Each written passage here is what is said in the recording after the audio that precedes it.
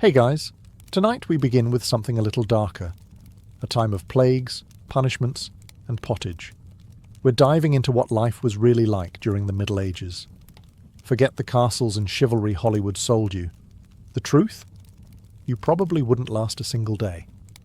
So before you get comfortable, take a moment to like the video and subscribe, but only if you genuinely enjoy what I do here. And let me know in the comments where you're tuning in from and what time it is for you. It's always fascinating to see who's joining us from around the world. Now, dim the lights, maybe turn on a fan for that soft background hum, and let's ease into tonight's journey together. Congratulations, you've just woken up in the year 1325. The good news? You're alive. The bad news? So are the fleas.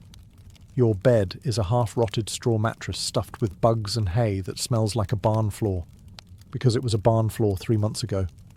There's no memory foam, no pillows, and definitely no Egyptian cotton sheets. Just a wool blanket that hasn't been washed since last winter, and now weighs roughly as much as a small cow from the accumulated grime. You blink awake as the church bell clangs in the distance. It's the medieval version of an alarm clock, only louder and somehow even less merciful.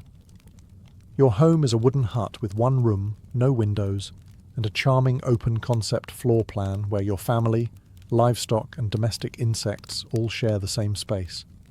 The smell? Oh, it's a fragrant symphony. A subtle blend of stale beer, human sweat, goat, and something you pray isn't mold, but know in your soul probably is. Scented candles haven't been invented, and even if they were, they'd just melt on your dirt floor. You try to stretch, but immediately regret it, because the air is freezing and your joints ache. You're 22 years old, which in medieval terms is roughly middle-aged. Your spine creaks like an old wooden door, and your knees sound like a bag of rocks being shaken by a confused peasant. Getting out of bed is a gamble. The floor is either wet from last night's rain, which leaks through the thatched roof, or crusty from something your neighbour's chicken did. Either way, your bare feet are now part of the ecosystem. Oh, and privacy. What's that? Your entire family, and maybe a random cousin who just never left, are waking up beside you. There's no bedroom, no curtains, no me time.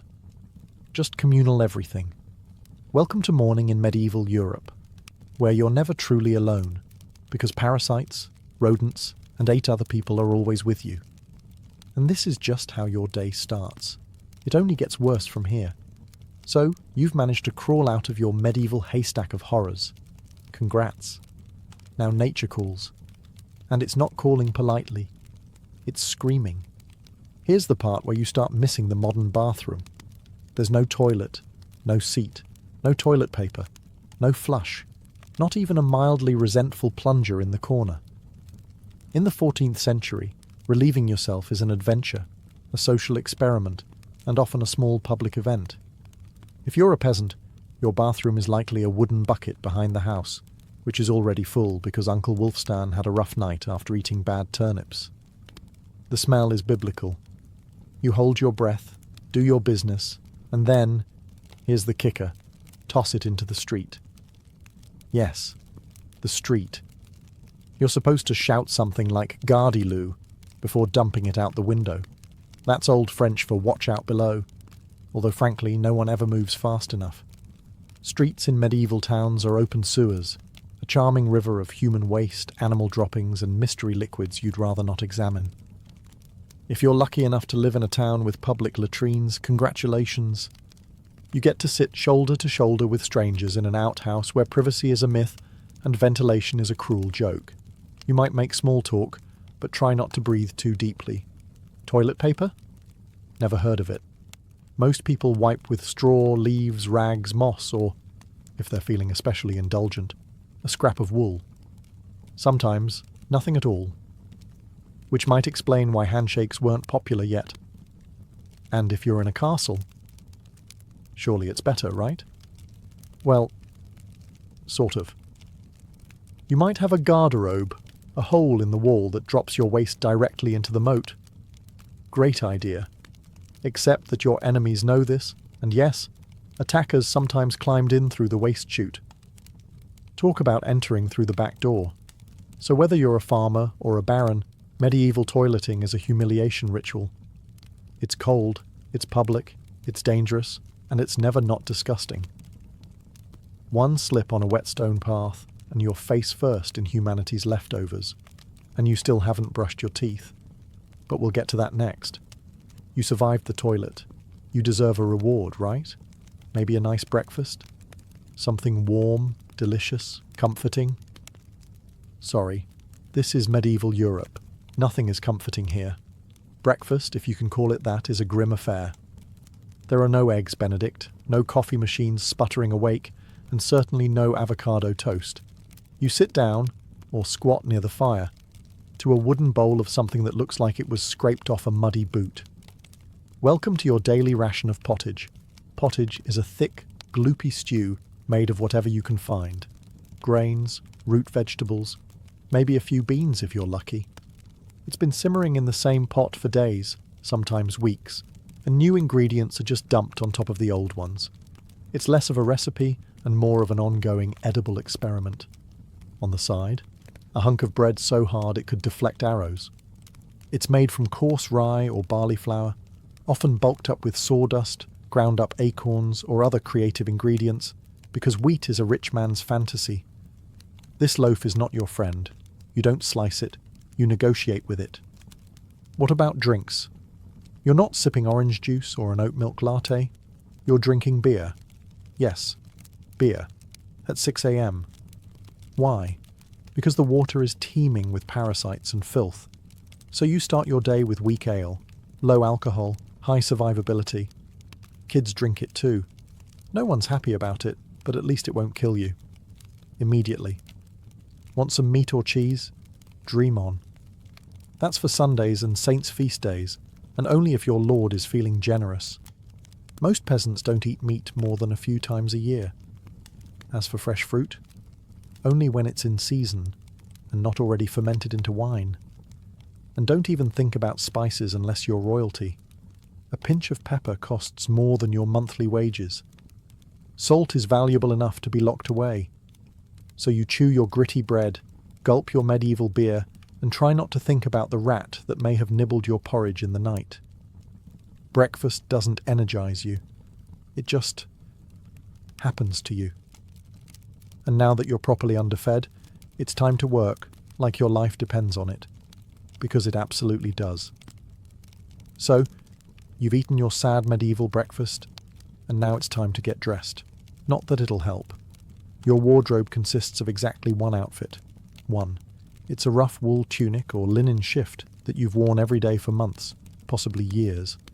There's no such thing as seasonal fashion. There's just wear this until it disintegrates or gives you a fungal infection. Underwear? Optional. If you're lucky, maybe a linen undertunic. If you're not, well, you're going commando under layers of scratchy, sweaty wool, all lovingly stitched together by someone who probably had no idea what a seam was supposed to look like. There's also no washing machine, no soap, and absolutely no dry cleaner in sight. So your clothes are stained, stiff, and scented, like a compost pile that's been left to marinate in a pigsty. Even if you wanted to wash them, it's not easy. You'd have to haul water from a river or, well, heat it over a fire, scrub your tunic on a board with ashes or lye, and hang it in the sun, which is out approximately 3 days a year. And don't get me started on shoes. If you own any, they're made of untreated leather, barely stitched together, and offer as much arch support as a banana peel. Most peasants just go barefoot, through mud, through dung, through medieval landmines, aka sharp rocks and disease puddles. All this means one thing. Your skin hates you. You itch constantly. Fleas, lice, and bedbugs live rent-free on your body. Everyone has them. Nobles, lousy, monks, itchy, children, walking insect farms. No one escapes. You'll be scratching your armpit with a wooden spoon while chatting with the local priest, and no one will even bat an eye. Your skin is raw from rubbing, your scalp a battlefield of bites, and if you develop a rash, well, too bad. There's no dermatologist, no hydrocortisone, no one to tell you it's probably scabies. You just keep on suffering. And if you're lucky enough to not get an infection, great. That rash will simply accompany you for the next 6 months like an unwanted medieval sidekick. Now that you're dressed in misery and wrapped in discomfort, it's time to head outside and start working yourself to death. Now that you're fully dressed in itches and damp wool, it's time to flash that morning smile. Except, you don't. Because in the Middle Ages, smiling is a dangerous game. Not emotionally, dentally. There's no toothbrush, no toothpaste, no mouthwash, no floss. The concept of oral hygiene is about as popular as bathing, which is to say, not very. Some people might chew on a twig or rinse with wine or vinegar, but for the most part, your teeth are on their own, and they're not doing well. By the time you hit your mid-20s, your smile looks like something pulled from a haunted crypt. Cavities are rampant, gums are swollen. And those aren't just food stains on your teeth. That's decay.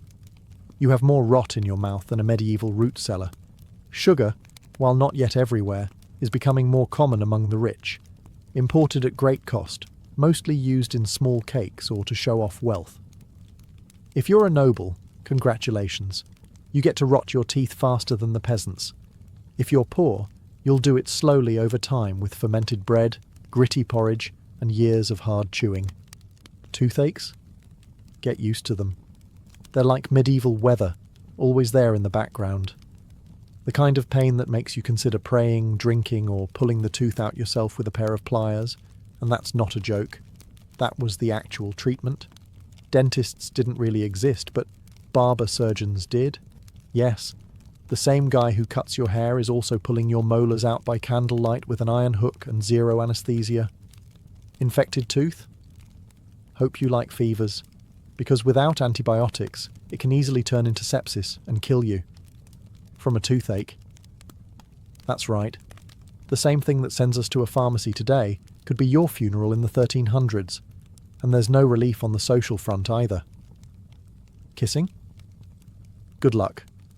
Halitosis, bad breath, is everywhere. If you're single, you're not judged by your smile. You're judged by your land and your livestock. In short, your mouth is a battlefield, and it's losing the war. Now that your teeth are throbbing, let's head outside. Because your real job, the one that will break your back, is just getting started. Time to head to work. Except there's no office, no desk, no coffee break, and no chance of promotion. Your job, if you're like 90% of the population, is simple. Don't die while labouring for someone else's comfort. You're a peasant. Congratulations. That means you work the land that belongs to a lord who probably doesn't remember your name. You rise with the sun and stop only when it disappears behind the trees. Your tools? A wooden hoe, a rusty sickle, and whatever bones are still intact in your body. There's no weekend. There's no clocking out. There's only sunrise to sunset, 6 days a week.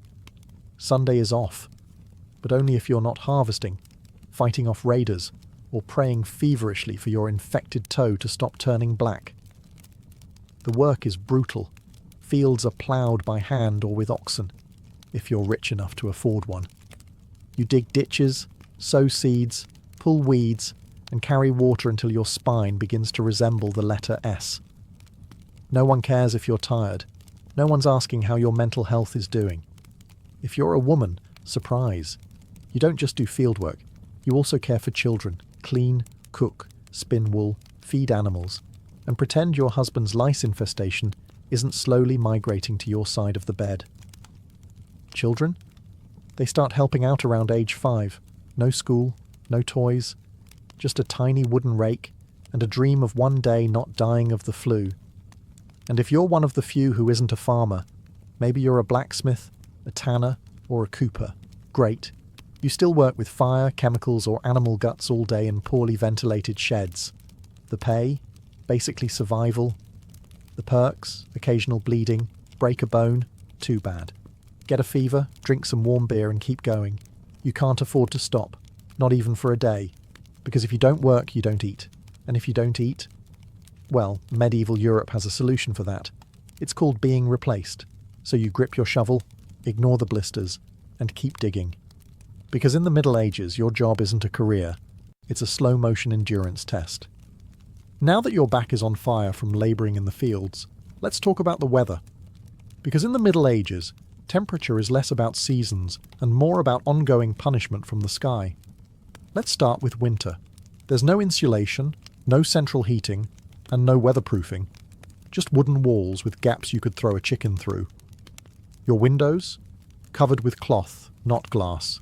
The fire in the hearth? Nice in theory, but you don't have enough firewood to keep it going because wood is expensive, and gathering it from the forest is sometimes illegal. Yes, you can be executed for picking up the wrong stick from the wrong forest.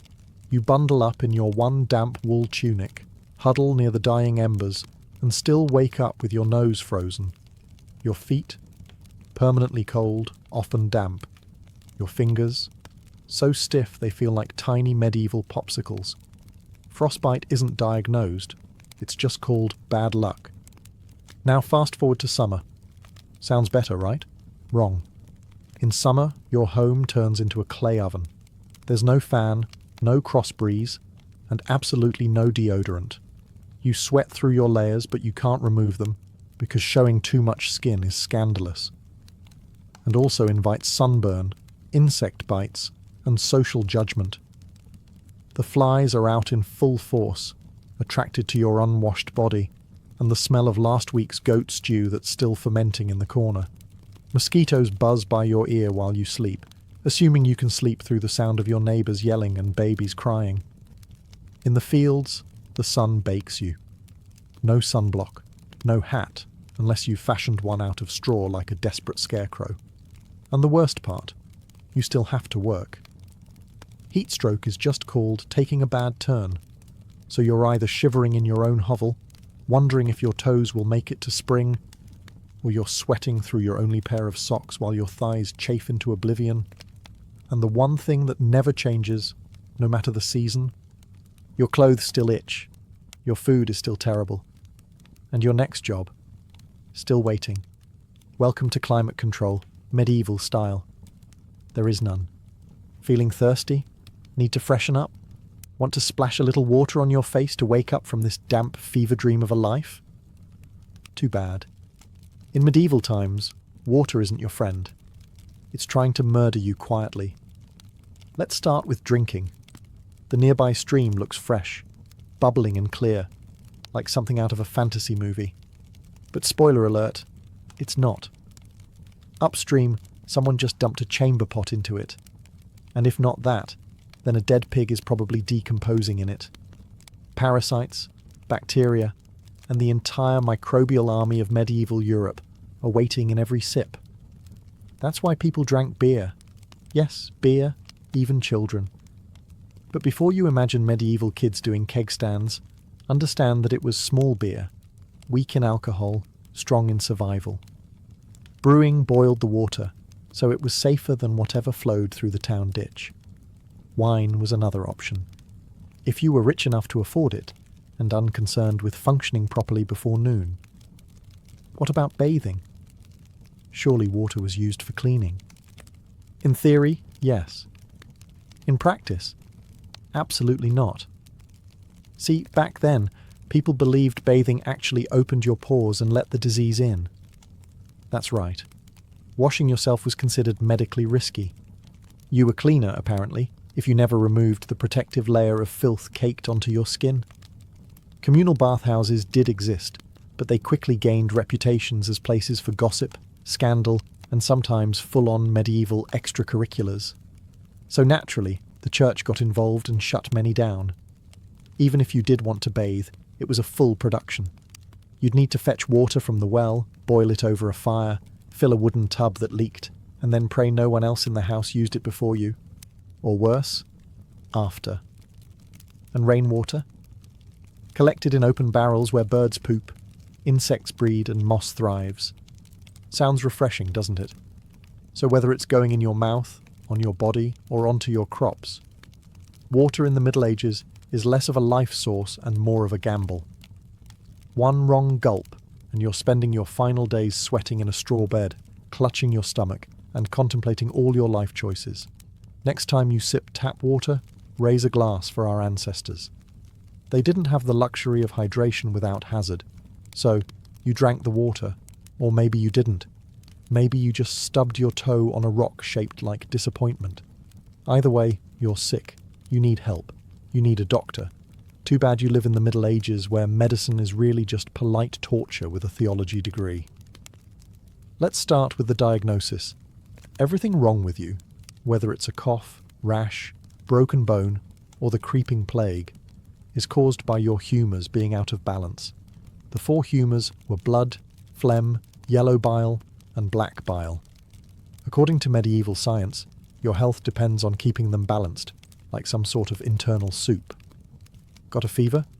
Too much blood. The answer? Bloodletting. That's right.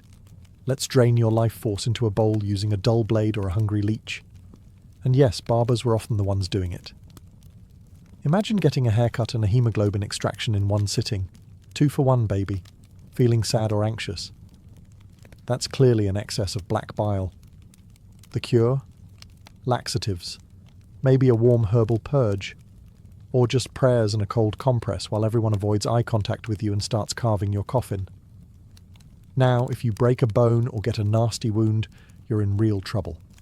There's no anesthesia, unless you count passing out from pain. Surgery is done with knives that haven't been cleaned since the Crusades. Tools are heated over fire not for sterilization, but because they just look scarier that way. Antibiotics? Centuries away. Germ theory? Not invented yet. They think disease comes from bad air or God being annoyed with your moral failings. Got a stomachache? Must have been your sinful thoughts. Hope you like confessing while vomiting. If your condition gets worse, you'll be treated with more leeches, possibly some crushed beetles, and a priest at your bedside giving last rites just in case. At this point, they're preparing for the cure known as death, and if by some miracle you recover, everyone just assumes God took pity on you. The doctor takes full credit and the leech gets promoted. So yes, in the Middle Ages, medicine is less about healing and more about surviving the cure. After a long day of labour, lice, and leeches, it's finally time to eat. You shuffle back to your hovel, stomach growling, ready for the one joy left in life, a warm meal. Bad news.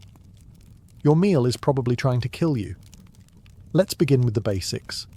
Food preservation doesn't really exist. There's no fridge, no freezer, just salt, smoke, or the hope that winter air keeps things fresh. Your meat, if you're lucky enough to have any, has been hanging for days, covered in flies, marinated in questionable brine, and possibly shared with a rat or 2. Bread is the cornerstone of the medieval diet, but even that isn't safe. In bad harvest years, desperate peasants bulk it up with bark, sawdust, or even clay to make it stretch. And if it's rye season, there's a bonus. Ergot, a fungus that causes convulsions, hallucinations, and sometimes death. It's like eating bread laced with LSD and tetanus. Vegetables? Only if they're in season. And you know what's always in season? Turnips. So, many. Turnips. Boiled, mashed, or floating in pottage, which, if you remember from Chapter 3, is basically a hot swamp of mystery ingredients that's been simmering since your great-grandfather's funeral. Fruit might be available in the fall, but it rots quickly, and sugar is rare, expensive, and hoarded by the rich to show off their blackened teeth. Dairy is another gamble. Fresh milk spoils in hours. Butter and cheese fare better, but they're loaded with bacteria. People eat them anyway because, frankly, it's either that or chew your boot leather. And let's talk about seasoning. Spices like pepper, cinnamon or nutmeg? Worth more than gold. For the average peasant, flavour comes from onions, salt, if you're lucky, and pain. Most meals taste like wet burlap sprinkled with sadness. But food isn't just a health hazard. It's a political one. Game animals belong to the Lord, not you. Caught poaching a rabbit? You could be fined, imprisoned, or even executed. That's right, your dinner could get you hanged. So as you sit down to eat your grey stew by flickering firelight, remember, every bite is a risk. but you eat anyway, because in the Middle Ages, food doesn't nourish, it tests you. It's evening now. You've worked, suffered, and barely digested your suspicious stew. You might think the day is winding down, but don't get too relaxed, because God is watching. So is the priest. And so is your neighbour Agnes, who will absolutely rat you out if you miss Mass. In medieval Europe, religion isn't just part of life, it is life. The church controls your calendar, your laws, your education, if you can read, your birth, marriage, death, and everything in between. Think of it as your spiritual landlord. And you're always behind on rent. Every day is structured around prayer bells. The town church bell rings in the morning, noon, and night. Not because people need reminders, but because missing prayer is a sin. Forget to bow? Sin. Eat meat on a Friday? Sin. Think about your neighbour's wife in that one dream? Double sin. And yes, hell is very real. Vividly real. Priests describe it in glorious detail. Rivers of fire, lakes of boiling blood, demons with pitchforks and eternal wailing. If the plague doesn't scare you, eternal damnation definitely will. You can't read the Bible yourself because it's written in Latin, a language reserved for monks, clergy, and that one noble kid who's too good for dirt. You rely on the church to interpret everything for you. That means if the priest says your crop failure is because you didn't pray hard enough, well, time to kneel harder. Tithes, 1/10 of everything you own, are mandatory. If you grow wheat, you give wheat. If you raise chickens, you give eggs. If you have nothing, congratulations. You're spiritually bankrupt and financially doomed.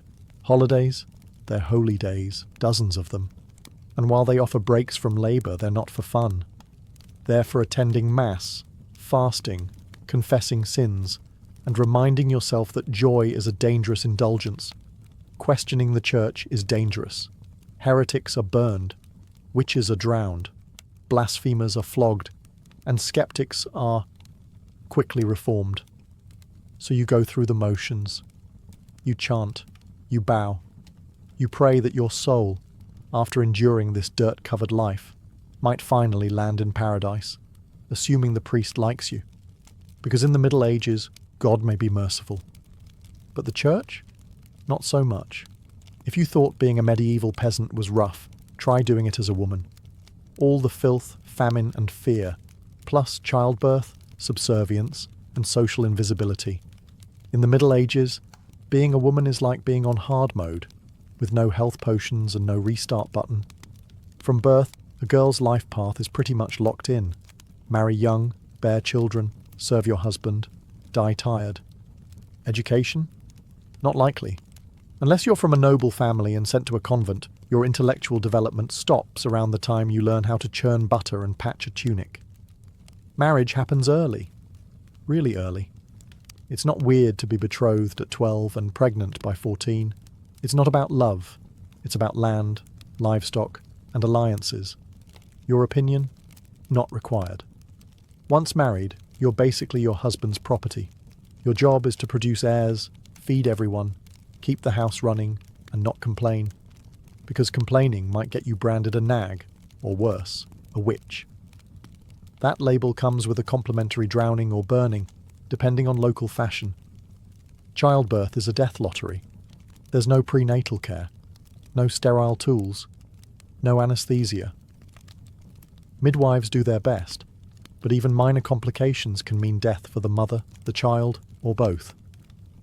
Some women survive 10 pregnancies. Many don't survive 2, but don't worry. Once the baby is out, your work increases. Now you have a screaming infant in a lice-ridden hut, and you're expected to nurse, cook, clean, and still help in the fields. You don't get a break. You are the break. For everyone else. If you're unmarried, you're suspicious. If you're widowed, vulnerable. If you're outspoken, dangerous. Women who didn't conform were often accused of witchcraft, especially if they had herbal knowledge, a strong personality, or just looked at someone funny on a rainy Tuesday. Even in the church, your role is limited. Nuns lived under strict rules. No speaking without permission. No freedom of movement. and your spiritual worth, always ranked below men. In short, if you're a woman in the Middle Ages, you're expected to endure, obey, reproduce, and suffer in silence, ideally while smiling. Because even in a time of universal suffering, women were somehow expected to suffer gracefully. So far, you've battled filth, starvation, social injustice, and possibly a goat. But just when you think your day can't get any worse, here comes violence, loud, bloody, and often completely acceptable by medieval standards. Let's be clear, the Middle Ages were not peaceful. The idea of law and order mostly meant hope the local lord isn't in a bad mood. Violence is everywhere. In the home, in the streets, on the battlefield, in church disputes, and sometimes in line at the communal bread oven. Crime is common, punishment is brutal, and justice is more performance art than protection. Steal a loaf of bread, you could lose a hand. Accused of lying, your tongue might get pierced. Gossip too much? Meet the scold's bridle, a metal mask strapped to your head with a bar in your mouth. For correction, of course, let's say you're accused of something serious. Heresy, theft, witchcraft. How do you prove your innocence? By being tortured, obviously. Welcome to trial by ordeal. One version, you stick your hand in boiling water to retrieve a stone. If it heals without infection in 3 days, you're innocent. If not, you're guilty. Another option, you're tossed into a river. If you sink, you're innocent, and probably dead. If you float, you're guilty, and will be punished anyway. It's like a medieval game show where the prize is survival and the host is actively rooting against you. And if you're sentenced to death, that's a public event. Executions are performed in front of cheering crowds. Hangings, beheadings, burnings. Sometimes people bring snacks. It's the medieval equivalent of cable TV. Domestic violence, completely normal. Husbands were allowed, even expected, to discipline their wives and children. Street fights, commonplace. You could be beaten just for looking the wrong way at a noble's horse. And war, always simmering. Local feuds, territorial disputes, religious crusades. Someone's always marching off to stab someone else in the name of honor, God, or boredom. Violence isn't a breakdown of society in the Middle Ages. It is society. Everyone lives with the constant knowledge that life is fragile, justice is arbitrary, and your neighbour might bash your head in over a pig. So, walk carefully, keep your eyes down, and never trust anyone with a club. At this point, you've made it through the lice, the leeches, the laundryless misery, and the looming threat of public disembowelment. But now comes the final chapter of most medieval lives, an early and unglamorous death. If you're alive and still breathing past the age of 40, you're practically a celebrity. You might even be referred to as the Old One, which is less of a nickname and more of a statistical miracle. Let's break it down. The average life expectancy hovers around 30-40 years, but that number is dragged down heavily by infant mortality. Nearly half of all children died before reaching age 5. Disease, malnutrition, or one bad winter was all it took. No vaccines, no antibiotics, no hope. If you survived childhood, you entered adulthood already exhausted.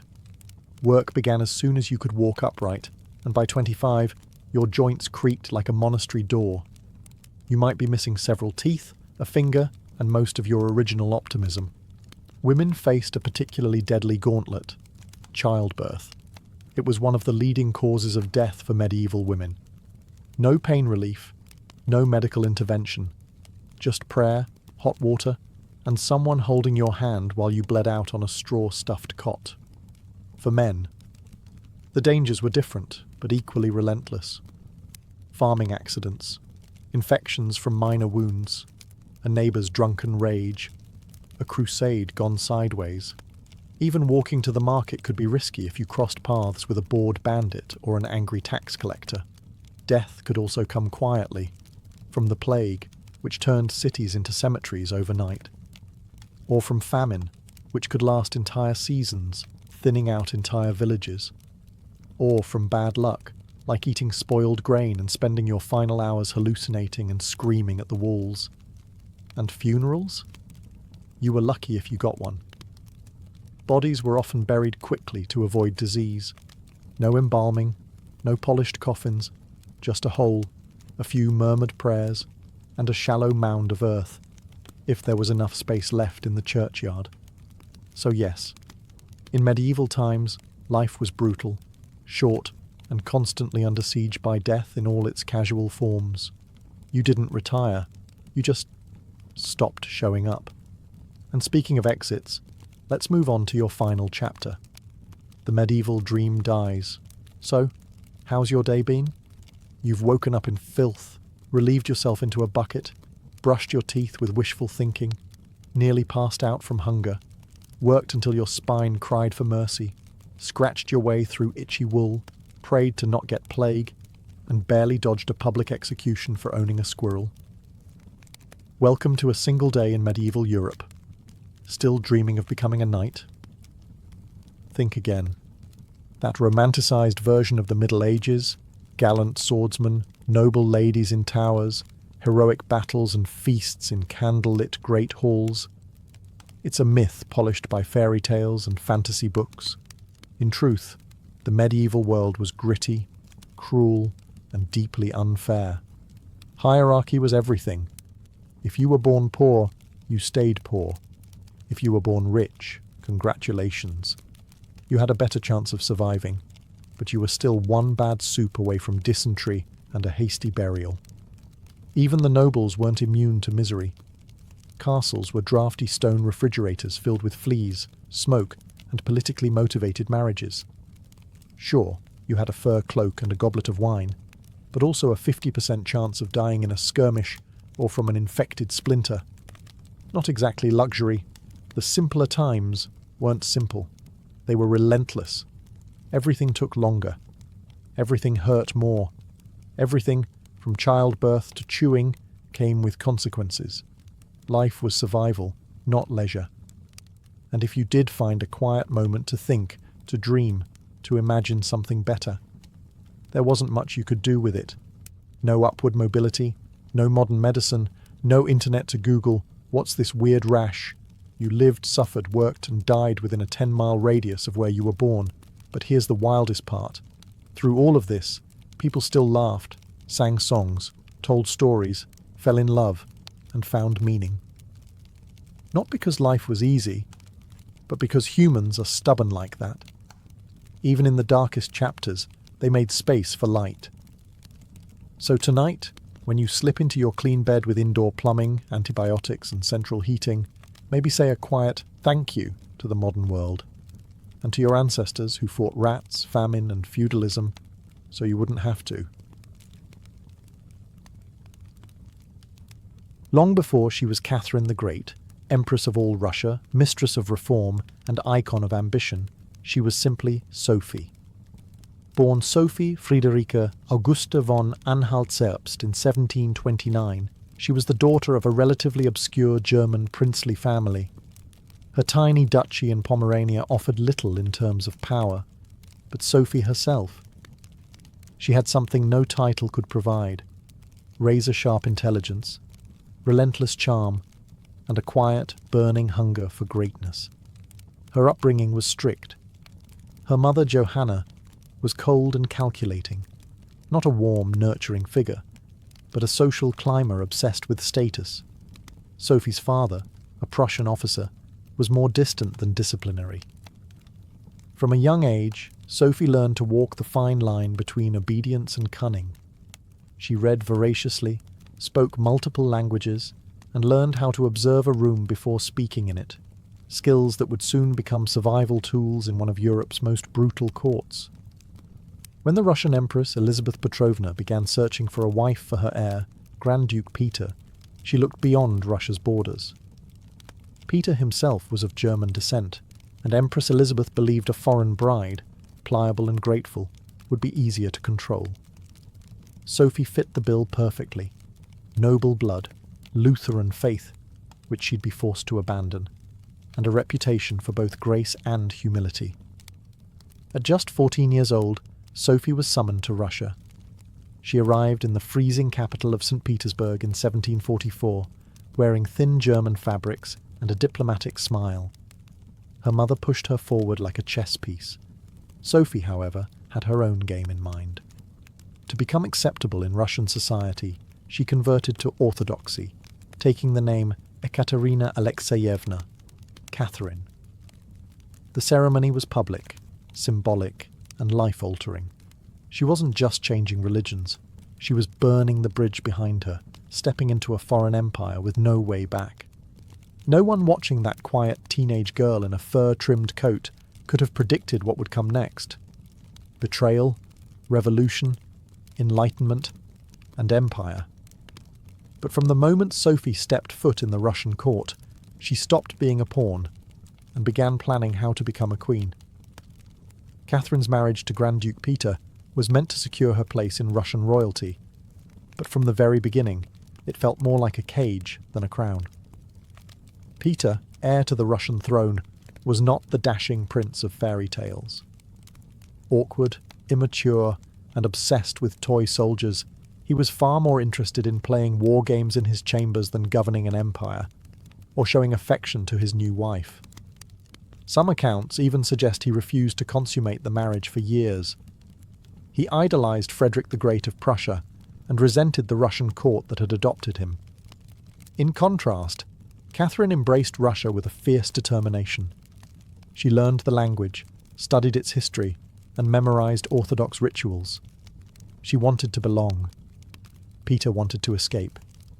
This mismatch wasn't just emotional, it was political. The Russian court was a viper's nest of gossip, paranoia, and brutal power games. Empress Elizabeth still ruled with absolute authority, but her health was in decline. Everyone knew a transition was coming, and everyone had an agenda. Catherine was watched constantly. Her letters were read, her friendships monitored, and her every move scrutinized. She couldn't trust her husband, her mother, who was still whispering in her ear on behalf of foreign interests, or even her servants. In this world, alliances could turn into accusations overnight. But Catherine was no fool. She learned to play the court's games quietly, cultivating allies in the shadows. She charmed military officers, made friends with scholars, and developed a reputation for dignity and restraint, a stark contrast to her husband's childish tantrums and open contempt for Russian traditions. Behind closed doors, Catherine began reading Enlightenment thinkers like Voltaire and Montesquieu. While others saw her as a young consort, she was building a vision, not just for herself, but for Russia, a nation of strength, education, and reason. But there was one problem. The longer Peter lived, the longer Catherine remained in limbo, a powerless wife to a man unfit to rule. So she waited, observed, and planned. She knew the Russian throne wouldn't be inherited. It would have to be taken. In 1762, after nearly 2 decades of waiting, watching, and quietly manoeuvring, Catherine saw her moment and seized it with breathtaking precision.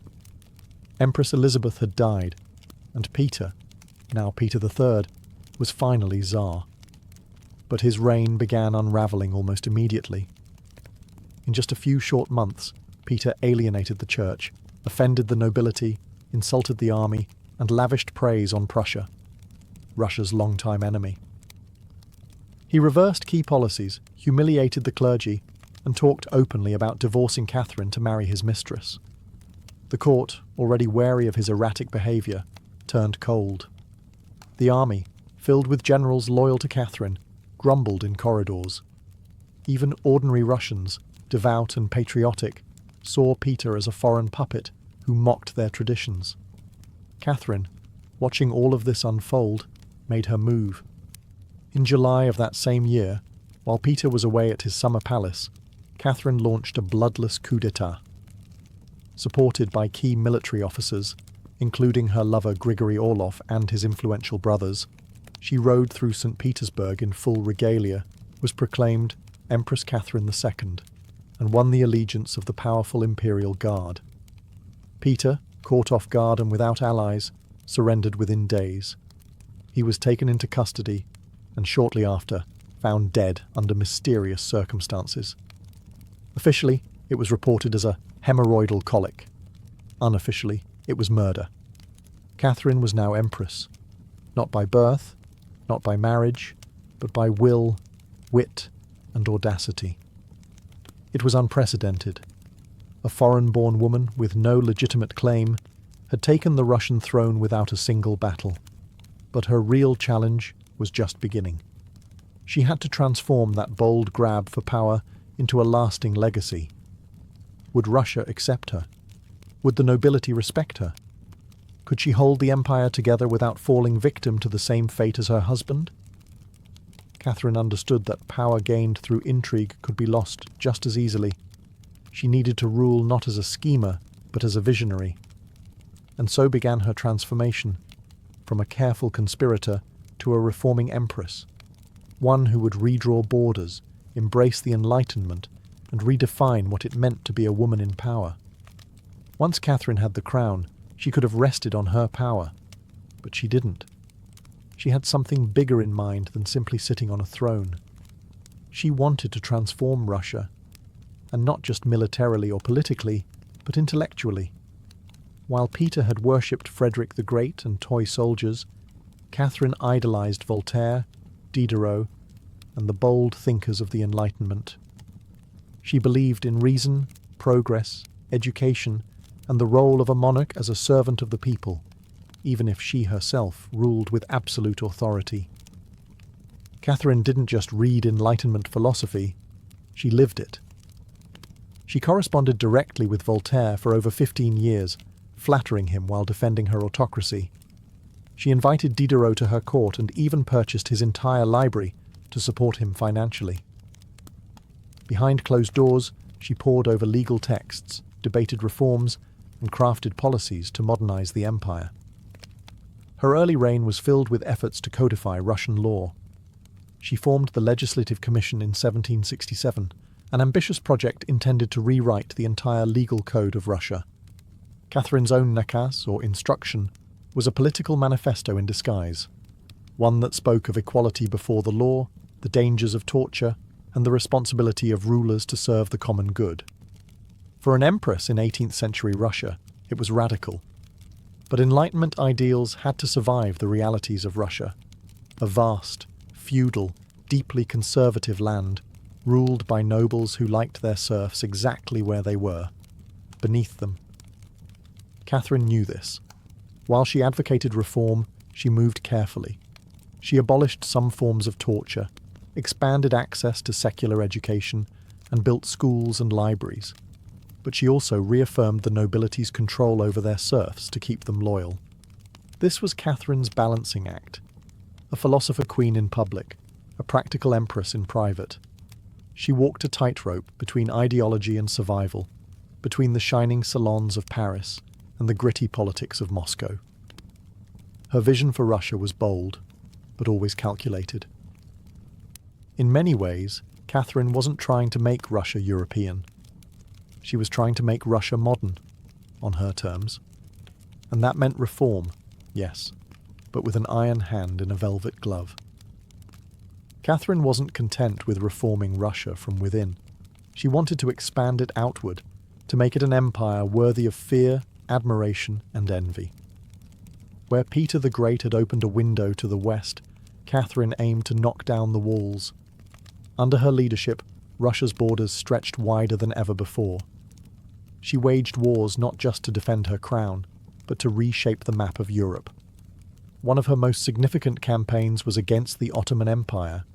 These wars, fought in waves throughout the 1760s and 1770s, weren't just about territory. They were about influence. Catherine saw herself as the liberator of Orthodox Christians living under Muslim rule and as the rightful protector of Eastern Europe. Under generals like Alexander Suvorov and Grigory Potemkin, Russia captured key regions including Crimea, the northern coast of the Black Sea, and access to warm water ports, something Russian Tsars had coveted for generations. These victories weren't just military, they were symbolic. With each conquest, Catherine sent a message. Russia was no longer the distant, backward cousin of Europe. It was a continental force. She also turned her gaze westward. In a series of deals and diplomatic maneuvers, Catherine participated in the partitions of Poland, carving up the struggling Polish-Lithuanian Commonwealth along with Austria and Prussia. By the end of the Third Partition in 1795, Poland was erased from the map, and Russia claimed vast new lands and millions of new subjects. But Catherine didn't just conquer with armies. She also colonized with ideas. New cities were built. Trade routes were expanded. German settlers were invited to cultivate Russian farmland. The empire became a mosaic, from the icy Baltic to the sun-drenched shores of the Black Sea. And through it all, Catherine remained the central force, reading reports, issuing orders, and personally overseeing the shape of her expanding empire. Critics would accuse her of being power-hungry, even imperialistic. But to Catherine, expansion wasn't ambition, it was destiny. A great ruler, she believed, was measured not just by ideas but by borders. She didn't just want to rule Russia.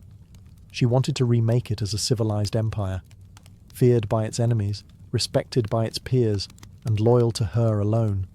For all her brilliance and power, Catherine the Great was just as famous for what went on behind palace doors. And no, not all of it was whispered in libraries. Catherine's private life became one of the most talked about aspects of her reign. She had lovers, not just one or two, but a carefully curated parade of them, many decades younger, often handsome, and sometimes politically influential. She didn't hide them. In fact, she often rewarded them with titles, estates, and pensions, if they behaved well. If not, they were quietly dismissed, sometimes with a polite thank you and a promotion. Among the most important of these lovers was Grigory Potemkin, a man as brilliant as he was bold. Their relationship blurred the lines between romance, politics, and partnership. Some historians believe they may have even married in secret. Together, they shaped military campaigns, colonization projects, and the transformation of southern Russia. Potemkin wasn't just a lover, he was her co-ruler in many ways. Still, Europe couldn't look past the scandal. Gossip swirled. Satirical pamphlets painted her as lustful, insatiable, even unhinged. And after her death, the rumours only got worse, the most infamous being the completely false and grotesque tale involving a horse, spread by her enemies to smear her legacy. But why the obsession? Simple. Catherine was a woman who wielded power unapologetically, and in a world where female rulers were expected to be either saintly virgins or tragic figures, she refused to play the role. She lived, loved, and ruled on her own terms, and that made her dangerous. Ironically, while her critics painted her as immoral, Catherine herself was deeply philosophical about love and sexuality. She believed pleasure was a natural part of life, and that personal relationships didn't have to threaten public responsibility. She separated emotion from governance, a feat few male rulers managed. In reality, her liaisons were often strategic. She surrounded herself with men who were loyal, capable, and politically useful. And when they ceased to be, she let them go, usually with a smile and a generous retirement. Catherine's love life didn't weaken her rule. It was part of her strategy, a blend of passion and power that made her unforgettable, envied and feared. For all her charisma and control, Catherine's reign was not without peril. And in 1773, that peril came in the form of a bearded Cossack named Yemelyan Pugachev. He was no ordinary rebel. Pugachev claimed to be none other than Peter III, Catherine's dead husband. According to him, he had survived the coup and now returned to reclaim the throne from the German usurper. It was absurd. Peter was long gone. But to Russia's oppressed and exhausted lower classes, the claim didn't need to be true. It just needed to offer hope. Pugachev promised liberation, an end to serfdom, lower taxes, and land for the common people. His words lit a fire across the Volga River region, especially among Cossacks, peasants, and old believers. In a time when the gap between nobles and serfs had widened brutally, his promises sounded like salvation. The Pugachev rebellion became the largest peasant uprising in Russian history. Towns were taken, fortresses fell, Nobles were slaughtered.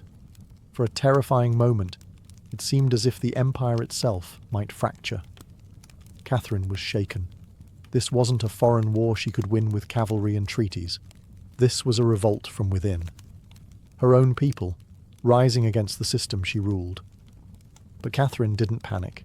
She acted. She dispatched professional military forces to crush the rebellion, ruthlessly. Pugachev's forces were defeated in 1774. He was captured, displayed in an iron cage, and eventually beheaded in Moscow, a public warning to all who dared follow. Afterward, Catherine doubled down on order and control.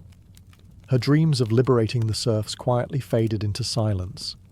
The rebellion had shown her the limits of enlightenment in a country still shackled by feudalism. She now leaned harder on the nobility, who offered loyalty in exchange for absolute control over their serfs. This was a turning point. The empress who once quoted Voltaire now prioritized stability over philosophy. Reform became cautious, surveillance increased. Rebellion, even whispered, was to be stomped out before it had breath. Pugachev may have lost his head, but he left behind a warning that haunted Catherine, that power built on inequality could only hold so long before the storm came crashing through. By the time Catherine the Great approached the final years of her life, she had ruled Russia for over 3 decades, longer than any female ruler in Russian history. From the moment she seized power, she had defied expectations, reshaped her empire, and redefined what a woman and a monarch could be. Under Catherine's reign, Russia became a true European powerhouse. Its territory expanded by over 200,000 square miles, swallowing Crimea, parts of Poland, and stretches of the Black Sea coast. These weren't just military wins, they were strategic pivots, securing warm water ports and reshaping trade. But her legacy wasn't only drawn on maps. Catherine left a cultural mark as well. She helped found the Hermitage Museum, amassed one of the greatest art collections in Europe, and corresponded with the greatest minds of the Enlightenment. Her court became a centre of sophistication, art, and intellectual ambition. In a country often viewed as backward by Western Europeans, Catherine put Russia firmly on the cultural map. She modernized education, founding schools for girls, and promoted the printing of books. She introduced smallpox inoculation to Russia, even publicly receiving the vaccine herself, an act of scientific bravery in her time. Yet, her reign was also one of contradictions. While she admired Enlightenment ideals, she never freed the serfs. In fact, she extended serfdom deeper into Russia's territories. Her reforms, while impressive, remained mostly top-down, designed to polish the empire without truly transforming its foundations. Still, Catherine's rule brought stability and ambition. She understood that power was not inherited. It was crafted, managed, and constantly defended. She ruled not by divine right, but by force of will, political brilliance, and relentless calculation. She was called many things: a usurper, a tyrant, a reformer, a seductress. But above all, she was effective. When she died in 1796, Russia was wealthier, larger, and more formidable than it had been in centuries.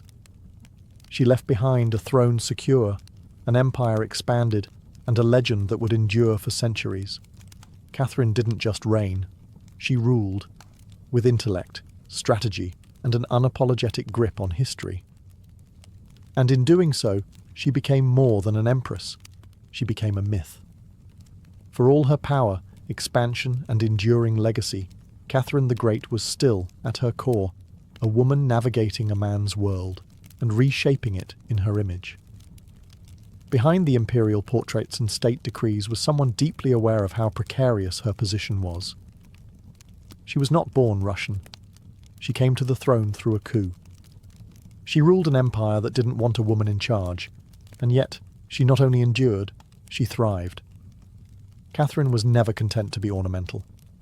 She read constantly, wrote endlessly, and never stopped learning.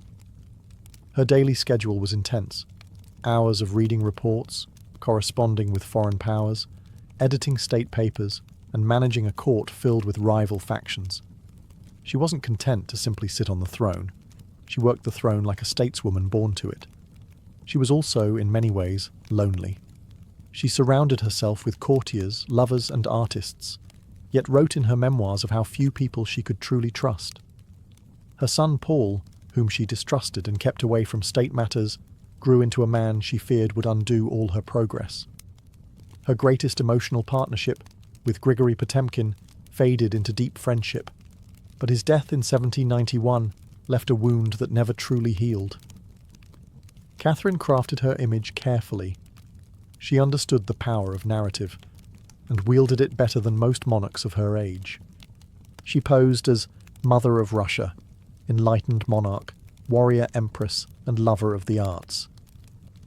But beneath those roles was a woman who had endured rejection, betrayal, scandal, and rebellion, and kept going. When she died in 1796, she left behind an empire transformed, but also questions. Could she have done more to end serfdom? Were her Enlightenment ideals compromised by politics? Was she more reformer or ruler? History remembers her by the title she never gave herself, the Great. It wasn't because she was flawless, or kind, or just. It was because she took power and wielded it on her own terms, in a time and place where women weren't supposed to have any. She didn't just wear the crown, she rewrote what it meant to deserve one. In the humid depths of the Chiapas jungle in southern Mexico, the ruins of Palenque whisper stories from the ancient Maya world. Towering temples rise above the canopy, their limestone faces eroded by time, but still brimming with secrets. And in 1994, one of those secrets revealed itself. A team of Mexican archaeologists, led by Fanny Lopez Jimenez, was surveying Temple Threed, a relatively modest pyramid, next to the more famous Temple of the Inscriptions, the burial site of the mighty king Pakal the Great. Temple Threed wasn't expected to hold much, until they noticed something odd, a sealed, hidden chamber beneath the structure. No looters had touched it. It was pristine. When the archaeologists broke through and lowered themselves inside, they found a stone sarcophagus resting in silence. The air was heavy with the weight of centuries. As they opened the lid, red dust rose like smoke. Brilliant, shocking red. The interior was covered in powdered cinnabar, a toxic mercury sulfide used ceremonially by the Maya. And lying within that crimson cloud was the skeleton of a woman. She had been buried with care and reverence. Her bones were fragile but intact, her skull still wearing a jade mask, and her body surrounded by funerary offerings. Necklaces, diadems, ear spools, all crafted from jade and shell. Everything about the burial screamed royalty. Yet no name was inscribed, no glyphs identified her. It was one of the richest female burials ever found in Mesoamerica. And yet, it was a total enigma. Why was she buried in red powder? Who was she? Was she a queen, a priestess, or perhaps even Pakal's wife? The researchers called her the Red Queen, and the name stuck. But even with modern forensics, they couldn't say for sure who she was, only that she had lived around the 7th century, during the golden age of Palenque. Unlike most Maya tombs, hers had been hidden, untouched, and purposefully isolated. Her burial wasn't just ceremonial, it was spiritual. This woman wasn't meant to be remembered with words. She was meant to be remembered through ritual, through colour, and through the mystery she left behind. The most haunting feature of the Red Queen's tomb wasn't her jade jewellery, or the silence of the sealed chamber. It was the red dust. A thick layer of powdered cinnabar covered everything. The sarcophagus, the walls, her bones, even the offerings around her. It clung like blood to stone. To the Maya, this was no accident. Cinnabar, made from crushed mercury sulfide, was one of the most sacred and dangerous substances in the ancient world. Its vibrant red colour wasn't just visually striking, it symbolised blood, rebirth, and the life force that connected the human and divine realms. Red was sacred. It was the color of sunrise, of sacrifice, of life emerging from death. And it wasn't just symbolic, it was spiritual. Covering the dead in cinnabar was a ritual meant to transform the body, preserving it not for eternity, but for transition. In Maya belief, death wasn't the end. It was a passage, a crossing into another cosmic layer. And so the Red Queen, whoever she was being prepared not just for burial, but for deification. But there's another layer to this. Cinnabar is toxic. Repeated exposure can lead to mercury poisoning, tremors, hallucinations, even death. The Maya likely didn't understand the chemistry, but they felt its potency. It was volatile, powerful, dangerous. To bathe a corpse in it was to declare this person was no ordinary mortal. In Palenque, very few were buried with cinnabar. Pakal the Great, the mighty king whose pyramid dominates the site, was one. His body, like hers, was also saturated in the red powder. That detail alone drew speculation. Was the Red Queen his wife? His mother? Or someone of equal divine status? Her skull had been placed on a layer of jaguar skin, another sacred symbol. Around her, bone needles, obsidian blades, and miniature jade figurines hinted at rituals performed either during her life or in her honor at death. Every part of her burial told a story without words, a story of power cloaked in secrecy, a woman prepared to cross into the underworld, not in silence, but in ceremony, drenched in the color of sacrifice. Surrounding the Red Queen's crimson-drenched remains was a world of silence, broken only by the gleam of jade, shell, and obsidian. These were not mere ornaments. They were offerings, each one carefully chosen to accompany her on the journey to the Maya afterlife, the Xibalba. At her sides were jade necklaces, heavy and cold, their polished surfaces still radiant after 300 years underground. Jade was not just beautiful, it was sacred. The Maya considered it a symbol of eternal life. It represented the green of maize, the vitality of the jungle, and the breath of the gods. Only the elite were buried with jade. For the Red Queen, it covered her chest, wrists, and ears, a clear sign that in life she wielded influence, perhaps even divine favour. One of the most haunting objects was the jade funerary mask, placed delicately over her face. Unlike the golden death masks of Egypt, this one was subtle, constructed from dozens of tiny mosaic tiles, arranged to mimic the contours of her skull. The mask served a ritual function, to protect the soul, to preserve identity, and to present her as divine in the eyes of the gods. Scattered near her bones were bone needles, obsidian blades, and shell artifacts. These could have been tools of ritual or symbols of her status, as priestess, healer, or royal matriarch. One bone pin was engraved, faint but purposeful, a small echo of her voice lost to time. At her feet and along the edges of the tomb were ceramic vessels, still sealed, likely once filled with offerings, food, drink, or incense to sustain her spirit beyond death. The Maya believed the afterlife was a journey, dangerous, layered, filled with challenges. These items weren't luxuries, they were necessities. To modernize, the tomb feels intimate, not overloaded, but intentional. There was no gold, no chariots, no pomp, just items chosen with spiritual weight. It was a map for the soul. Through these treasures, we glimpse how the Maya understood death, not as finality, but as a transition of power. The Red Queen wasn't buried to be forgotten. She was being prepared to ascend. For all the grandeur of her tomb, the Red Queen left behind one haunting void. No name. No inscriptions adorned her sarcophagus. No glyphs on the walls identified her. She was clearly someone powerful. But who? From the moment her tomb was opened, scholars began trying to connect the dots. The most compelling theory? That the Red Queen was Tsakbu Ajau, the wife of Kinich Janab Pakal, known today as Pakal the Great, the most famous ruler of Palenque. Tsakbu Ajau was more than just Pakal's consort. She was born into nobility and married into Palank's royal dynasty at a young age. She bore at least 3 sons, all of whom held high status, and she played a key ceremonial role during her husband's reign. If anyone could be buried with such honor, it was her. Supporting this theory was the tomb's location, just a few feet away from Pakal's own grand burial in Temple of the Inscriptions. The proximity suggests a deliberate pairing, husband and wife, rulers even in death. And then there's the cinnabar. Only 2 burials in Palank were found with such intense cinnabar coverage, Pakal and the Red Queen. It's unlikely this was coincidence. But here's where the mystery deepens.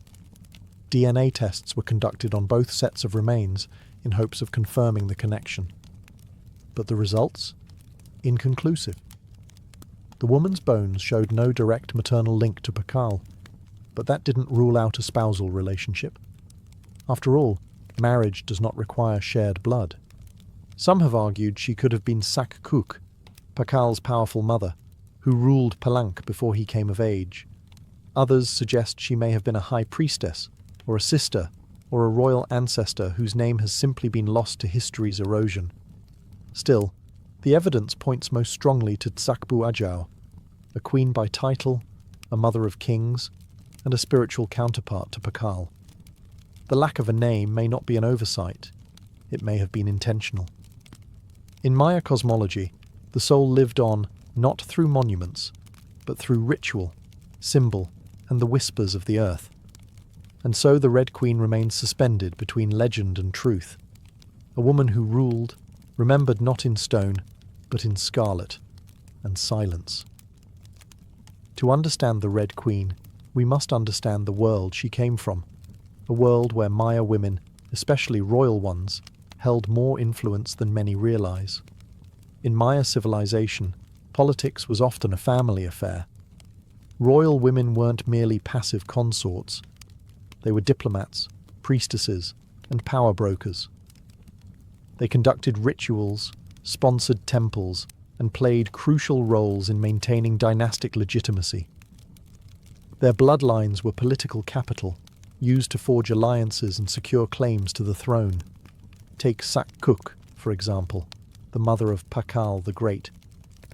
When the throne of Palank was left vacant, she took power herself and ruled as queen regent until her son came of age. She wasn't a placeholder. She was a ruler in her own right, issuing decrees and overseeing construction projects. Without her, Pakal may never have risen at all. And she wasn't an anomaly. Across the Maya world, in places like Yaxchilan, Naranjo, and Calakmul, inscriptions show women performing major ceremonies, engaging in warfare diplomacy, and sometimes ruling outright. They were often portrayed in stelae and murals, dressed in elaborate headdresses and regalia, standing beside kings as equals, or sometimes above them.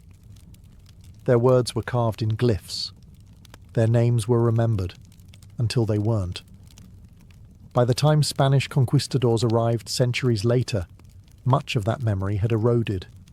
The colonial lens saw native women as silent figures in a male-dominated world, but the archaeology tells a different story, one of complex gender roles, where power was negotiated, not simply inherited. This context casts the Red Queen in a new light. She may not have ruled in name, but her burial, rich, sacred, and positioned beside Pakal, suggests she was a central pillar in the royal order. Her jade mask wasn't just decoration. It was a symbol of identity, of power held in life and protected in death. Her bloodline may have been the very glue that held Palanka's dynasty together. In Maya civilization, a queen wasn't just a queen. She was a keeper of sacred lineage, a voice in ceremony, and often the bridge between gods and men. The Red Queen may be nameless, but in her world, she was never voiceless. The Red Queen wasn't just buried with treasures. She was buried in architecture rich with purpose, layered with Maya cosmology, ritual symbolism, and intentional design. Her tomb wasn't merely a grave, it was a gateway to eternity. Her body was discovered inside Temple Third, one of the smaller pyramids within the heart of Palenque, yet its proximity to Temple of the Inscriptions, the resting place of Pakal the Great, is telling. These temples weren't built randomly. Their positioning was sacred, guided by astrology, myth, and dynastic legacy. Temple the Tharthid rises modestly compared to its grand neighbour, but it hides something even more intimate. A sealed crypt, untouched by looters, perfectly preserved. It was constructed deep within the temple's core, accessible only by a steep, narrow staircase.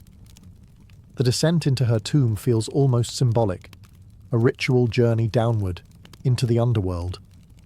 The chamber itself is stark, made of cut stone, sealed tightly for over 1,300 years. No glyphs or murals cover the walls, no ornate carvings tell her story. But perhaps that silence is intentional. This was a space not for the living to interpret, but for the dead to transform. At the centre, her sarcophagus sits like an altar. Crafted from limestone, it echoes the grand stone coffin of Pakal next door. While Pakal's lid is famously engraved with scenes of cosmic rebirth, the Red Queen's tomb is more subdued. The focus is inward, on the body, on the cinnabar, on the ritual of death itself, and yet there are subtle architectural cues that hint at meaning. The tomb is aligned east to west, a symbolic path mirroring the sun's journey from life to death. The chamber is small, but powerful. It feels deliberate, personal, a sacred enclosure for someone revered. Maya temples were cosmological tools, bridges between the heavens, the earth, and the underworld. To be buried in one was to be elevated beyond the human realm. The Red Queen's eternal home wasn't an afterthought. It was a carefully constructed shrine, a place where death became transformation. Her bones rest in stone, her essence in cinnabar, and her legacy in the architecture itself. A temple that speaks without words, telling us she mattered. To the ancient Maya, death wasn't the end. It was a threshold, a sacred passage into the underworld, known as Xibalba. And for someone like the Red Queen, this crossing was not only spiritual, it was political, cosmological, and deeply ritualized. Burial rituals were carefully choreographed events, rooted in myth and meant to guide the soul through the treacherous layers of the underworld. Maya texts and iconography tell us that Xibalba was no peaceful afterlife. It was a maze of darkness, rivers of blood, trials, and gods of death. Only those properly buried, ritually prepared, and spiritually equipped could make the journey successfully. The Red Queen was buried wrapped in cinnabar, encased in stone, and surrounded by offerings, all signs of an elite burial. But there's more. The presence of bone needles and obsidian blades in her tomb hint at auto-sacrifice rituals, possibly symbolic tools representing rites she had performed in life, or that were reenacted at her burial to empower her spirit. Her funerary mask, carefully assembled from jade tiles, was not simply decorative. It may have served as a spiritual vessel, preserving her face and identity as she journeyed into the afterlife. In Maya belief, the face was a mirror of the soul, and the soul needed to be recognized by the gods. The ceramic vessels surrounding her may have once held chocolate, maize, water, or even pulque, to nourish her in the next world. Other items, like stingray spines or shell trumpets, could have represented spiritual tools, calls to the gods, or tokens of ritual communication. Burial wasn't just a goodbye. It was a transformation. The Maya believed in cycles, death as seed, burial as planting, and the afterlife as rebirth. Kings and queens were often seen as earthly incarnations of gods, and in death they returned to those divine origins. The Red Queen, covered in the colour of blood, entombed in a pyramid and honoured with offerings, was being prepared for rebirth, not as a mortal, but as a being tied to the sacred order of the cosmos. Her burial wasn't the end of her story, it was the beginning of her legend. Just a few steps away from the Red Queen's final resting place lies one of the most iconic tombs in Mesoamerica, that of Kinich Janab Pakal, known simply as Pakal the Great. His burial inside the Grand Temple of the Inscriptions is celebrated for its artistry, scale, and deeply spiritual symbolism. But what makes the Red Queen's tomb so extraordinary is not only what was inside, it's where it was found. Her sarcophagus was hidden within Temple Threed, directly adjacent to Pakal's monument. In a city like Palenque, where every temple was carefully positioned to reflect cosmic principles, this closeness was no coincidence. It was intentional, a statement etched in stone. Many scholars believe the Red Queen was Tzakbu Ajao, Pakal's queen and trusted consort. While her tomb lacks inscriptions, the similarities between their burials are striking. Both wrapped in cinnabar, both entombed in pyramids, both buried with jade, and both treated with extreme reverence. These rituals mirror each other, as if two halves of a sacred narrative. Pakal's lid famously depicts him falling into the underworld tree, a cosmic scene of death and rebirth. The Red Queen's simpler tomb contains no such iconography, but the symbolism lies in the pairing itself. If Pakal represented the sun, journeying through the underworld at night to rise again, then the Red Queen may have represented the moon, the feminine force that follows its own mysterious path in the sky. Together, they embodied a cosmic duality, masculine and feminine, king and queen, sun and moon, order and ritual. In Maya mythology, rulership was not singular, it was relational.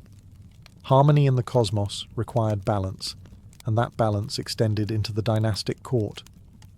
By placing the Red Queen beside Pakal, the Maya were preserving not just a marriage, but a cosmic partnership. Their proximity in death may have mirrored their roles in life, a queen not behind, but beside her king, sharing not just a throne, but a legacy. In their tombs, they speak without words. Two souls, wrapped in cinnabar and stone, joined across eternity, one of history's most sacred silences. Though her name was lost to time, the Red Queen of Palenque endures, not as a forgotten relic, but as one of the most enigmatic and powerful women of the ancient world. Her tomb, sealed for over 1,300 years, now whispers across centuries, inviting questions that echo louder with every discovery.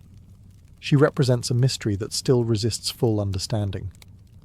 We may never know exactly who she was. No glyph carved her name.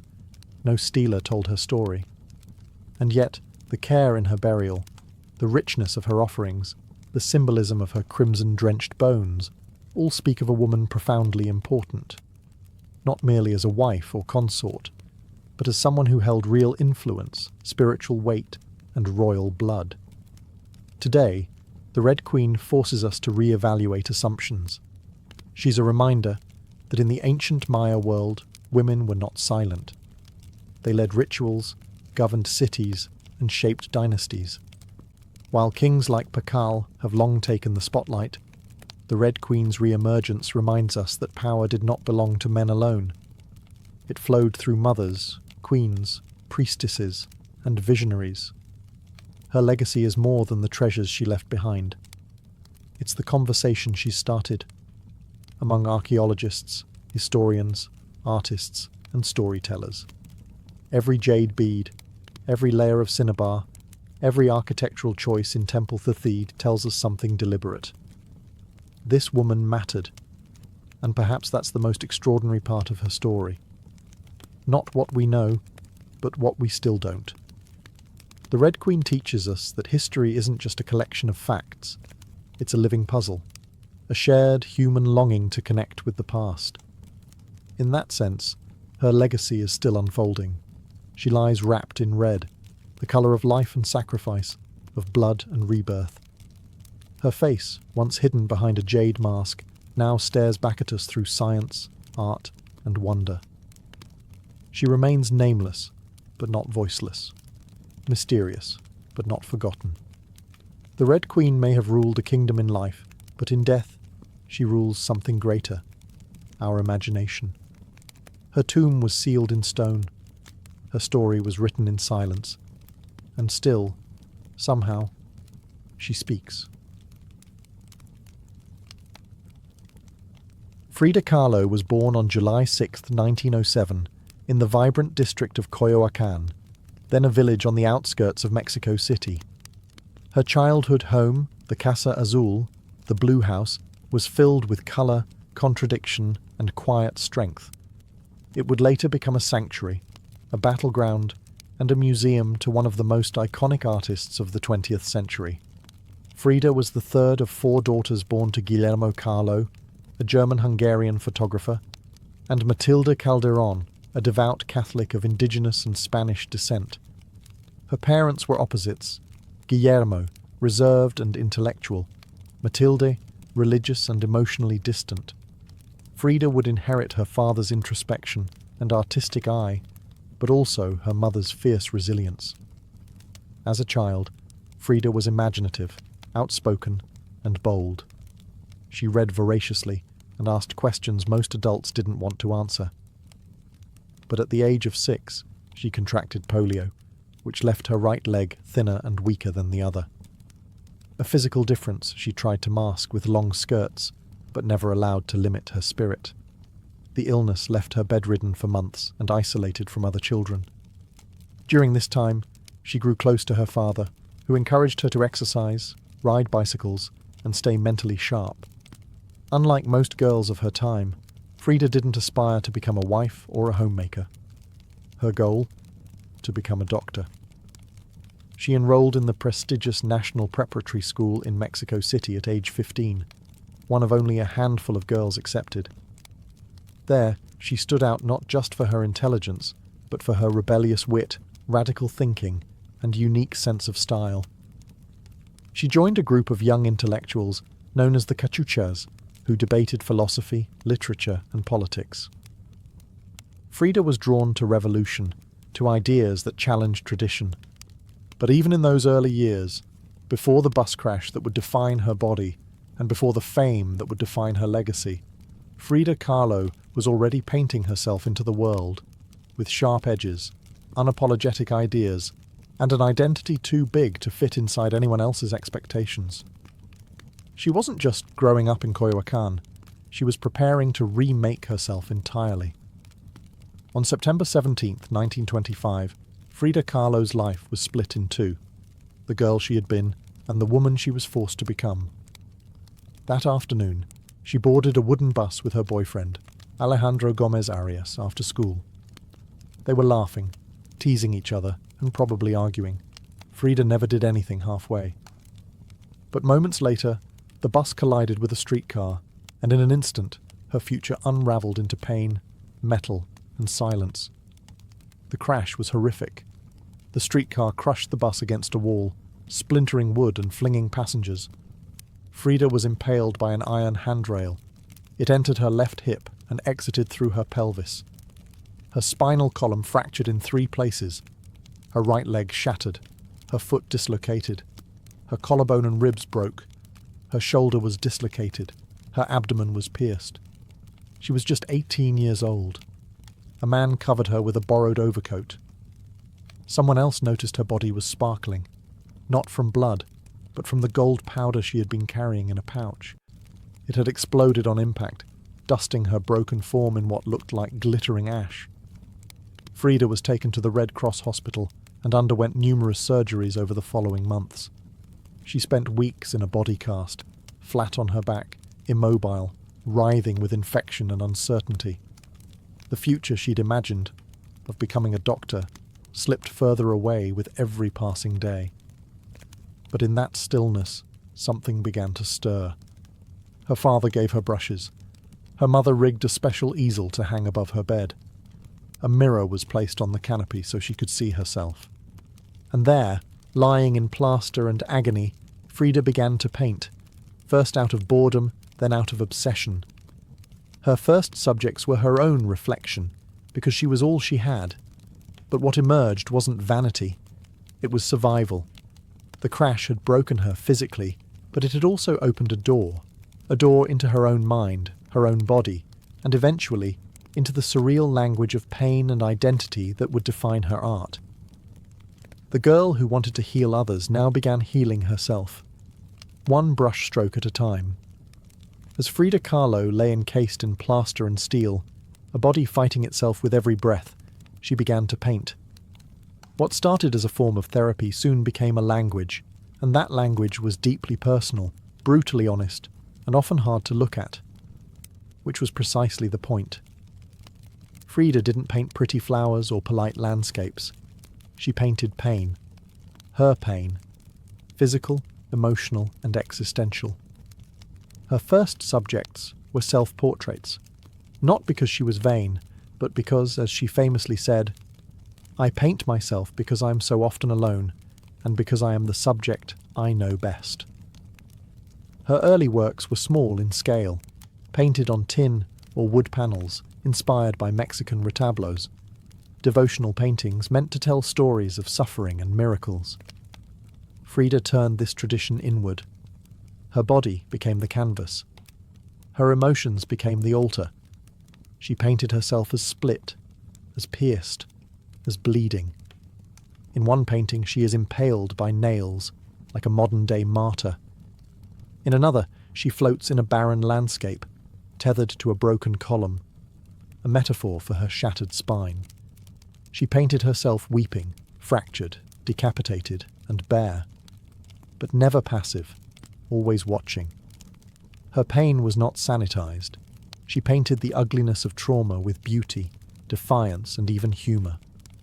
Each piece was a reclamation of her body, her experience, and her identity as a woman in a world that often tried to define her. But Frida wasn't just telling her story. She was inventing a new kind of visual narrative, one that blended Mexican folk art, surrealism, medical illustration, and symbolism. Her paintings became dreamlike autopsies of her soul, framed in color, culture, and myth. By the time she recovered enough to walk again, albeit painfully, Frida was no longer the girl who had wanted to be a doctor. She was an artist, and her art was unlike anything anyone had seen. She had taken the worst thing that had ever happened to her and turned it into a source of creation. Frida Kahlo didn't just paint her pain. She made the world look at it, and in doing so, she turned suffering into a sacred act of self-expression.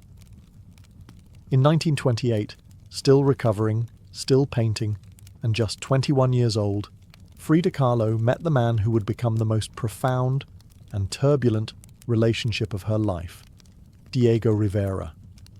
He was 20 years her senior, already Mexico's most famous painter. Massive in both stature and presence, Rivera was a giant of Mexican muralism, known for his sweeping, politically charged frescoes that told the story of the Mexican people. Frida had seen his work before. She admired it. But now she wanted his opinion of her work. She brought her paintings to him at the Ministry of Education, interrupting his scaffolded work to ask bluntly, "Do I have talent?" Diego took one look and said yes, and not just out of kindness. He recognized in her something rare, an unfiltered voice, raw and unpretentious, full of rage, irony, pain, and beauty. They began a relationship that was as consuming as it was creative. Frida once said, "I suffered 2 accidents in my life, one in which a streetcar knocked me down. The other was Diego." They married in 1929, an odd pairing to outsiders. Diego, massive, unfaithful, politically famous. Frida, sharp-tongued, fiercely independent, already walking with a cane. Her parents called it a marriage between an elephant and a dove. Their bond was passionate, but chaotic. Diego supported her art and encouraged her growth as a painter, but he was also endlessly unfaithful, even with Frida's own sister, Cristina. Frida was devastated, and in return, she took lovers of her own, both men and women, including rumoured affairs with Leon Trotsky and painter Georgia O'Keeffe.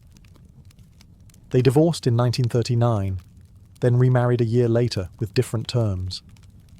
This time, Frida would keep her autonomy, her home, her money, her name. Their second marriage was less about traditional love and more about creative partnership and mutual understanding. Despite the betrayals and the heartbreak, Diego remained a constant force in Frida's life. He challenged her, he wounded her, but he also believed in her, as an artist, as a revolutionary, and as a woman who could redefine what painting could be. Together, they were not peaceful, but they were legendary. In the 1930s, Frida Kahlo followed Diego Rivera on a journey north to San Francisco, Detroit, and New York, as he completed high-profile mural commissions. These years abroad brought her face-to-face with American industrialism, wealth, and the contradictions of capitalism, and they left her with deep political discomfort. Frida was a proud Mexican nationalist, a committed communist, and an admirer of indigenous traditions. The opulence she witnessed in the United States, especially while the Great Depression ravaged much of the country, only deepened her sense of disillusionment. In letters home, she mocked the culture's materialism and obsession with appearances. She missed the grit, colour, and contradiction of Mexico. While Diego painted enormous murals on factory walls, Frida began to paint smaller, quieter revolutions, deeply personal works on tin and canvas. Her style solidified, sharp, surreal, emotional, and intimate. It was during this time that she produced some of her most iconic self-portraits. Frida didn't just paint herself for vanity. She painted herself to survive. Her identity became her landscape. With her body constantly in pain, from her accident, multiple surgeries, and a failed pregnancy in Detroit, she turned inward. Her portraits showed her bleeding, fragmented, exposed. Yet her face was always calm, always direct, unapologetic. One of her most powerful works, Henry Ford Hospital, shows her lying on a hospital bed, crying, surrounded by floating symbols of loss. A fetus, a snail, medical equipment, a cracked pelvis. It was raw, graphic, and deeply emotional, a canvas that bled with truth. Back in Mexico, Frida immersed herself in leftist politics. She and Diego welcomed Leon Trotsky into their home while he lived in exile. Frida wore Tehuana dresses, traditional indigenous garments, not just as fashion, but as a political and cultural statement. Her art was never disconnected from her beliefs. Her identity, her body, and her ideology all intertwined in her work. While Rivera was painting murals of revolution, Frida painted its human cost, the body in pieces, the mind on fire, and the self always staring back. In exile and in illness, she became not just a painter of pain, but a painter of resistance. When Frida Kahlo returned to Mexico in the late 1930s, she was no longer just Diego Rivera's wife. She had become something else entirely. A force, an artist whose work radiated with raw honesty, surreal symbolism, and cultural identity. Back in her homeland, she stepped fully into herself. Her Casa Azul in Coyoacán became a sanctuary of color and contradiction. Bright cobalt walls, yellow trim, Aztec statues in the garden, monkeys and parrots wandering freely. The house was a living extension of Frida's imagination. It was a blend of tradition and rebellion, elegance and earth. Here, she surrounded herself with pre-Columbian artifacts, ex-votos, folk art, and revolutionary books. She wore bold Tehuana dresses, wove flowers into her hair, and painted amid the scent of copal incense and the sounds of mariachi on the street outside. This period marked an explosion of creativity. Her paintings became more intricate, more symbolic, and more political. Works like the two Fridas revealed a divided self, one in European dress with a bleeding heart, the other in indigenous clothing, strong and composed. It was Frida's visual autobiography, a portrait of love, loss, and heritage. In 1939, she exhibited her work in Paris, where artists like Picasso, Breton, and Kandinsky praised her fiercely original style. But even among the surrealists, Frida stood apart. When André Breton tried to label her as one of their own, she pushed back. "They thought I was a surrealist," she said. "But I wasn't. I never painted dreams. I painted my own reality." She painted Mexico, not the romantic postcard version, but the living, breathing country she adored. Her work pulsed with symbolism, skeletons, hummingbirds, hearts, thorns, corn, and blood. She honored the indigenous roots of her homeland while unmasking the violence of its past and present. But even as her artistic voice grew stronger, her health continued to decline. Multiple surgeries, infections, and chronic pain became daily realities. Still, she painted through it, propped up in bed, torso bound in corsets, fingers clenched around the brush. Frida had returned to Mexico not to rest, but to reclaim her power, through paint, through politics, and through her fearless embrace of the self. As the 1940s wore on, Frida Kahlo's body continued to betray her. Her spine was deteriorating. Her right leg was constantly infected. She underwent more than 30 surgeries in her lifetime, often in grueling succession. At times, she was bedridden for months, encased in body casts or immobilized by traction devices that stretched her bones apart. But still, she painted. Each canvas during these years became both a release and an act of resistance. Her works grew darker, more defiant. She painted with a clarity sharpened by pain, refusing to hide behind metaphor. In The Broken Column, she presents herself split down the middle, her body pierced with nails, a cracked ionic column replacing her spine. Yet her face is stoic, her gaze unflinching. Pain for Frida was no longer just a subject. It was her companion, her antagonist, her muse. Her political voice also grew louder. She joined the Mexican Communist Party, marched in demonstrations, wrote fiery letters, and called out imperialism and injustice. When her health no longer allowed her to walk, she appeared at protests in a wheelchair, defiantly holding signs and shouting slogans. In 1953, Frida was given her first solo exhibition in Mexico, a long overdue celebration of her art. But her health was so fragile, doctors told her she couldn't attend. So she did what only Frida would do.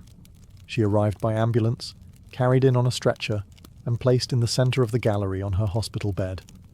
Dressed in traditional finery, surrounded by her own work, she greeted guests with tequila, laughter, and that fire still burning in her eyes. Her final paintings were both childlike and harrowing. In Marxism Will Give Health to the Sick, she painted herself wearing a steel corset, cradled by the hands of Marx, casting away symbols of oppression. Her last known work was a still life of sliced watermelons, one piece bearing the words, "Viva la vida," long live life. Even in the face of death, she remained defiant, joyful, and political. Frida Kahlo's last portraits weren't just self-portraits. They were acts of revolution, painted in pain, but always signed with life. On July 13, 1954, at the age of 47, Frida Kahlo died in the same place she had been born, La Casa Azul in Coyoacán. The official cause was listed as a pulmonary embolism, but those closest to her whispered of something deeper. She had been ill, yes, but also exhausted. By pain, by surgeries, by the long war with her own body. Just days before, she had attended a political protest against the CIA-led coup in Guatemala. Weak and wheelchair-bound, she insisted on going, her clenched fist raised in the air. Revolution remained her final heartbeat. Her last diary entry was brief but piercing. "I hope the exit is joyful, and I hope never to return." Frida's funeral was held at the Palacio de Bellas Artes, Mexico's most prestigious cultural institution. Her body, draped in the red flag of the Mexican Communist Party, was watched over by friends, family, artists, and revolutionaries. Diego Rivera was inconsolable. He called her the greatest love of his life, even as his betrayals had nearly broken her. But in the years that followed her death, something extraordinary happened. Frida Kahlo refused to disappear. At first, her name was whispered only in art circles. Her works weren't easy to categorize, too political for surrealists, too surreal for traditionalists. But slowly, her image, her story, and her defiance began to resonate. Through the 1970s and 1980s, as feminist scholars and activists reclaimed forgotten voices, Frida's became louder. She wasn't just a painter anymore.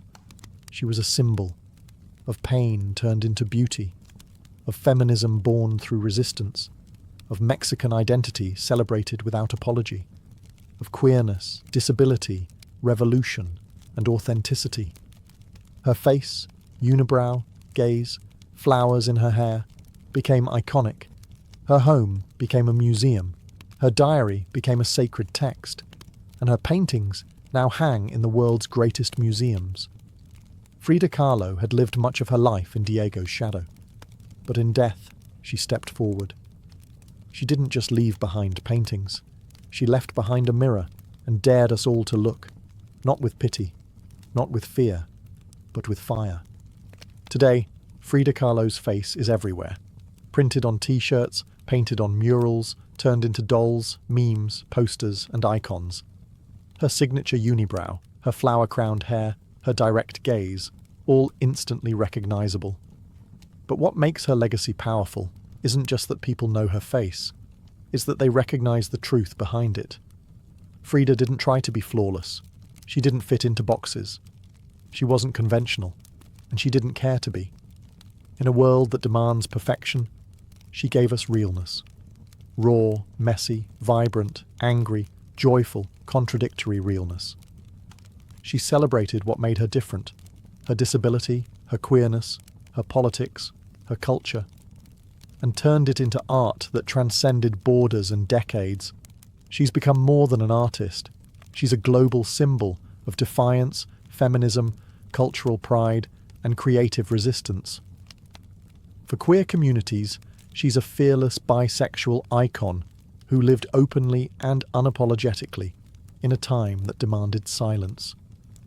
For women, she's a reminder that power doesn't require permission. For disabled artists, she's proof that pain can fuel the brush, not stop it. And for Mexico, she's a daughter reclaimed, fierce, folkloric, and forever part of the national soul. Her paintings, once dismissed as too strange or too personal, are now among the most revered in the world.